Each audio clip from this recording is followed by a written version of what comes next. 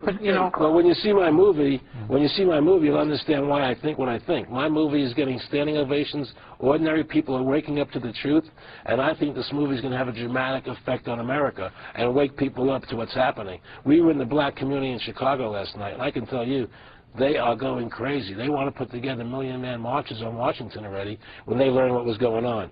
This thing is going to be huge because people are very upset. I don't think we have to wait 25 years. Well, I think we're in the midst of it now. There's one more event that I think we have to do. We have to go full steam ahead to get ourselves energy efficient, not energy efficient, but energy independent as fast as possible. Because if we collapse the debt, then the countries that have the oil won't sell it to us. Well, if you have a gold-backed currency, they would love to sell it to you. Yeah, no. Okay, thanks. That's the thank you. All right, let's go here. This is Jack. Jack, you're on the show. Good evening. Hi. Hi. You know, I got one thing. You know, you said that didn't we get rid of the silver certificates in about 1969? Went to the Federal Reserve note, which isn't worth the paper it's printed on.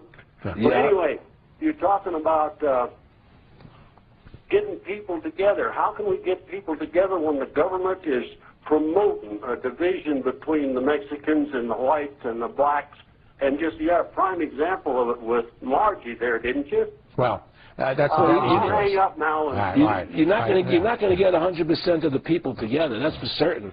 But you can get millions of people together who understand the truth, who are colorblind to race and all those kind of bigotry. There are millions and millions of people across America who are willing to stand up and do what's necessary. And we've done it before, and we can do it again. And I intend to be part of that, and I intend to help organize that. And from my point of view, from what I see happening, I see it beginning. I see the seeds of it more than starting. I see the idea festering, and I see people willing to come on board. So I can tell you from my experience, I think it's very feasible. Go to my website, freedomtofascism.com, and then sign up to get email alerts, sign up to volunteer, and become part of the movement. This is Renee. Hey, Renee, you're on the show. Good evening. Renee. Good evening. Hi. Yes, you have hit the nail on the head here. I applaud you. Thank you. I'm ready. I want to know when to move forward. And I just want to know, where can I see the movie? I'm in Colorado Springs. Oh, okay. In the Springs, I don't know, but again, the film is at Tamarack Square over in Hamden, and it starts on the 29th. I agree. And so, you know, what do you do on a national level? What do you do at the end of this man's term? Thank you, Renee. What do you do at the end of this guy's term? Well, first of all, I would tell Renee, since you want to get involved, go on the website and sign up. Register. Anybody listening to the show tonight who wants to get involved, who knows that this country needs to be fixed, stand up and take part in what's necessary to happen, because we're going to do something about it. And in terms of the politicians are mostly cowards today. They're cowards. They're people who are in it for their own sake. They're not here to serve. As careerists. Exactly. And if they are here to serve, most of them don't know what the Constitution says, don't know what they're supposed to be serving for, you know, and they don't understand that America's not even a democracy. And so we need to get people into office that are committed people who want to return this country to its founding principles. That's what's important. And when elections are not run by how much money you have, by when networks have to put people on the air who have ideas, you know, instead of money, you know, slick ads. Slick ads. Not only that, but I mean, all the institutions back candidates. They promote. They give the money. Agree. Right? And so it's part of the fascism. So somebody who really cares won't get any money. I agree. They won't get any money because they can't. They want to do the right thing. Anybody who supports the Constitution, you'll never see them getting any money. Yeah, you'll never see them getting any money. It's interesting.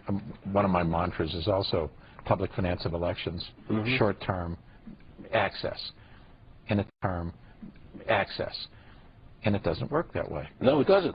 But why, since the airways belong to the American people, why aren't the networks forced, as part of their licensing, to put on all qualified candidates who can get on the ballot in the debates, so people can hear new ideas? Equal time got thrown out the window. Yeah, well, exactly. But so what happens is, since they won't do that, then the only people who get on the air, the people who can buy the time.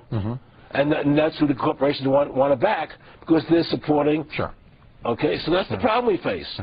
It's fascism. It's big government and big corporations working together. That is fascism, and that's what we're dealing with in this country. This country has been stolen by the Federal Reserve from the people of this country. This country was once a country of individuals. Now it's a country of institutions running everything. This is Jason. Jason, you're on the show. Good evening. Yes, sir. Good evening. I spoke with you last week. I was the one who first made the comment about the retired military. And I want to assure you both that there's a large number of men like me. I'm 52, ex-Navy SEAL instructor, that are just waiting for this. Our country is so corrupt and out of hand that it took organization to build this country. It's going to take the same organization to turn it over. Yeah, but what, I mean, but what it doesn't. I mean, that's your anger speaking. The reality would suggest. No, it's his mind thinking. No, I'm talking about organization. There are thousands of ex-military like me who sit and watch our country being perverted this way, who are waiting for the opportunity to. It's like he's talking about Martin Luther King and stuff like that. I'm talking about organized protest. That's what we're properly done. That's what we're doing. Why don't you go on the website and join up? So and become part of it and volunteer to help and get other military men involved with us. So you can use your sphere of influence. You can help. Get on the website, volunteer to help, get a hold of other Army people, other ex-Army, and let them know we're organizing to do that. That's what we're doing. Exactly what you're suggesting is what we're doing. Join on board with us. Well, I intend to. I had no idea you existed. Well, that's why I'm on television tonight talking about it. That's why I made the movie. All right, thanks. Let's go here. This is Kevin. Kevin, you're up. Good evening.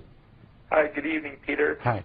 I have really no problem believing what your guest is talking about tonight.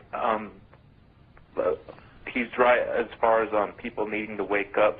I was just wondering, what type of people finance your movie, and how long did it take you to produce it?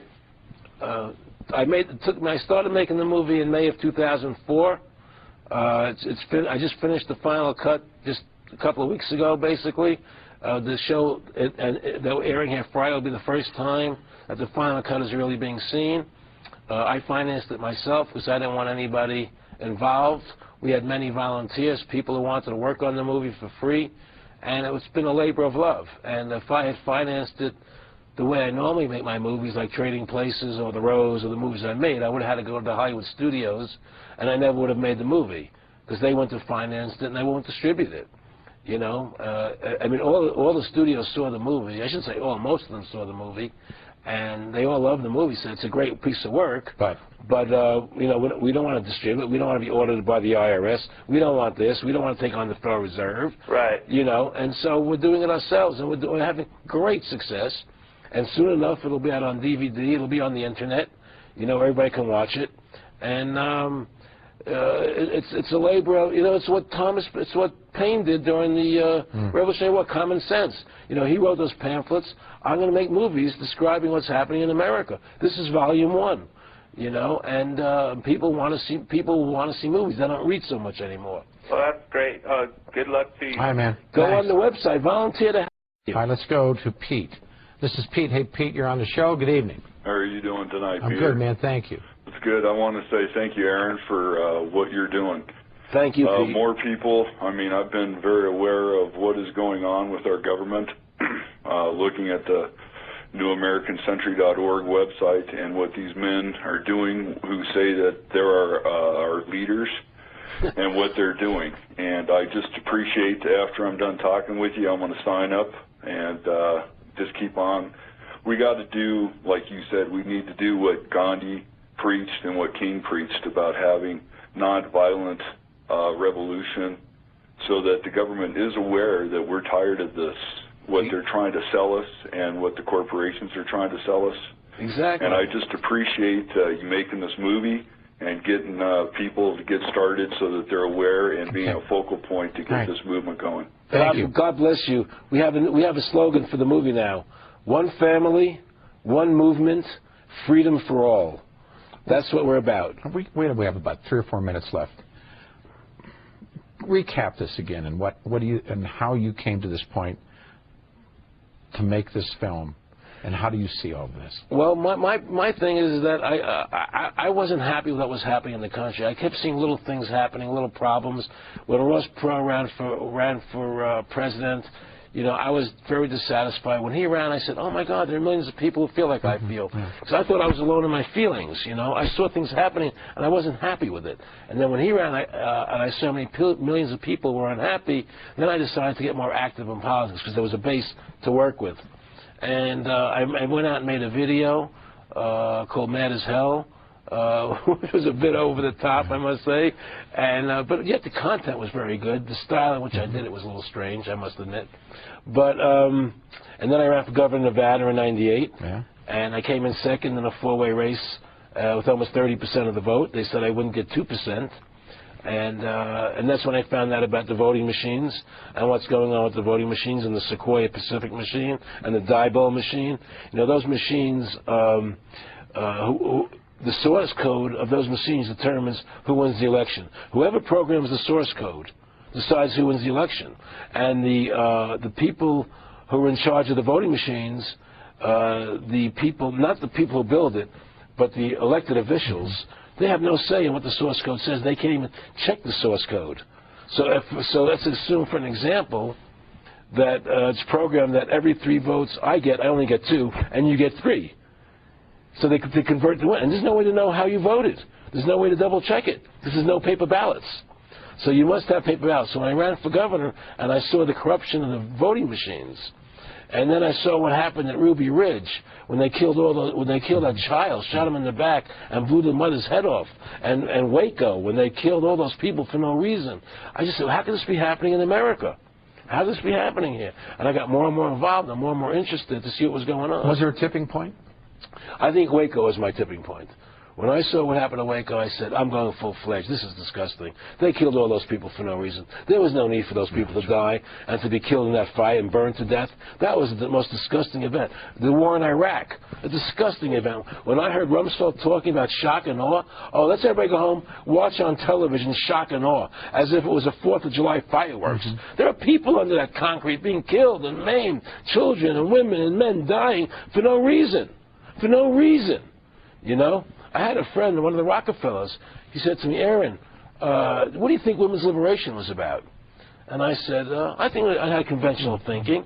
And I said, I think it was about women having equal right to work with men, equal pay, you know. He said, you know what, Aaron, you're an idiot. And he started to laugh at me. So what do you mean? He says, you want to know what that was about? So tell me. He said, we, the Rockefeller Foundation, financed that women's lib movement. You want to know why? For 2 reasons. Half the population wasn't taxable before. And the second reason is now the kids go to our schools at an early age, and we mold them. There's no more family at home to take care of the kids. The state becomes the family now, Aaron. You get it? And that's how this country is working. It's run by evil. It's run by evil forces. And people in this country better wake up to the truth and save this country from what's happening.